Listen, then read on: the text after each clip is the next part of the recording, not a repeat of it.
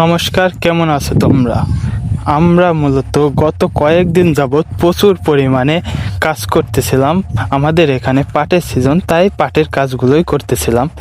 আর আমাদের এই কাজগুলো করার ফাঁকে সেরকম কোনো বিরতি বা রেস্ট নেওয়া হয় নাই, তাই আমাদের শরীরে প্রচুর পরিমাণে ক্লান্তি বা অনেকটাই খারাপ লাগতেছে। তাই আমরা কয়েকজনে মিলে ভাবলাম যে আমাদের একটা পিকনিকের আয়োজন করা হোক, যাতে আমাদের মন এবং শরীরটা একটু ভালো থাকে।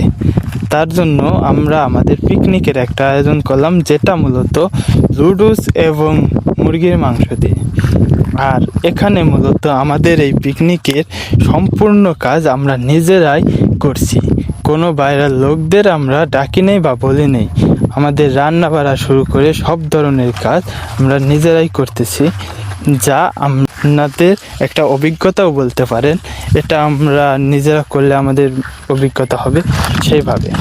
আমাদের কাজবাজের পাশাপাশি এরকম ছোটোখাটো কোনো আয়োজন বেশিই ভালো লাগে। আমরা আহামরি প্রতিনিয়ত কোনো আয়োজন না করলেও কাজ শেষে আমাদের এরকম ছোটোখাটো একটা আয়োজনে আমাদের মনকে আরও বেশি ভালো লাগে। তাও আমাদের এই সব কিছু আমাদের নিজেদের করতেই হয়, যেরকম কাজ বা রান্না বাড়া সব কিছুই।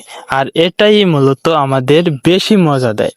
আমরা নিজেরা যখন নিজেরাই কাজ করি তখন আলাদা একটা আনন্দ থাকে।